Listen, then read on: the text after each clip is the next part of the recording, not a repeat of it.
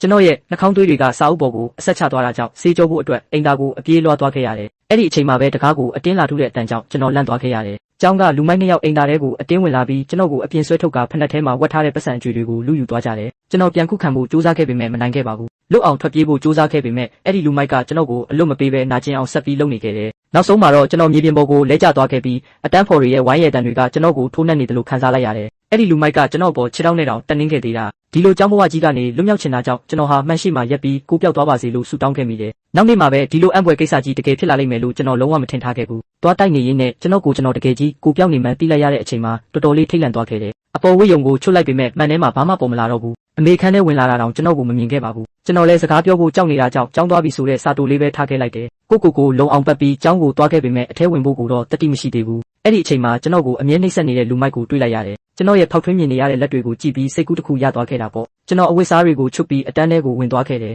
အဲ့ဒီလူမိုက်ရဲ့အယုတ်တနက်ကိုခိုးယူပြီးဆီယာမကိုချိန်လိုက်တယ်ပြီးတော့မှတနက်ကိုသူ့စီပြန်ပစ်ပေးလိုက်တာဆီယာမကတော့ဒေါသတွေထွက်နေပြီးလူမိုက်ကလည်းဘာဖြစ်လို့ဖြစ်မှန်းမသိပဲကြောင်နေတော့တာပေါ့ကျွန်တော်ရဲ့လက်စားချင်မှုကဒီတင်မပြီးသေးပါဘူးနောက်ထပ်လူမိုက်တစ်ယောက်ကိုလည်းသူတင်းနဲ့ရိုက်နေတော့အနှောက်ယှက်ပေးပြီးပွဲရှုံးအောင်လုပ်ပစ်လိုက်တယ်နီးပြရဲ့စူပူမှုကိုခံနေရတဲ့အခါသူဘလို့မှရှင်းမပြနိုင်ခဲ့ဘူးကျွန်တော်ကတင်းနစ်ဘောလုံးတွေနဲ့သူ့ကိုထပ်ပြီး6လက်နေတာကြောင့်သူဟာတည်ငြိမ်မှုတွေပြပြပြီးထိတ်လန့်ကုန်ပါတော့တယ်ကျွန်တော်အယံဝမ်းသာသွားပြီးဒီစွမ်းအားကိုတခြားနေရာတွေမှာပါသုံးဖို့လုပ်ခဲ့တယ်ဆီယာမရုံးခန်းထဲကိုခိုးဝင်ပြီးစာမေးပွဲမေးခွန်းနဲ့အဖြေလွှာတွေကိုကူးယူခဲ့တယ်ကျွန်တော်အမှတ်ကောင်းကောင်းရတယ်ဆိုတာသိတဲ့အခါအမေကတော့ပျော်လုံးလုံးကနေတော့တာပဲကိုပြောက်စွမ်းအားကိုသုံးပြီးကျွန်တော်သဘောကျနေတဲ့ကောင်းမလေးနဲ့လည်းတငယ်ချင်းတွေဖြစ်သွားခဲ့တယ်ဘဝကဒီလိုပဲလှလှပပဆက်သွားတော့မယ်လို့ထင်နေတော့မှပဲမတော်တဆမှုတစ်ခုဖြစ်ခဲ့တယ်အဲ့ဒီကောင်းမလေးကိုလူဆိုးတွေကဖမ်းခေါ်သွားတာကိုမြင်လိုက်ရတာပါကျွန်တော်တားဖို့ကြိုးစားခဲ့ပေမဲ့မအောင်မြင်ခဲ့ဘူးနောက်ပိုင်းမှာတခြားအတန်းဖော်တချို့လည်းအဖမ်းခံထားရမှန်းသိလိုက်ရတယ်အိမ်ပြန်ရောက်တဲ့အခါကျွန်တော်ရဲ့စပိုက်ဒါမန်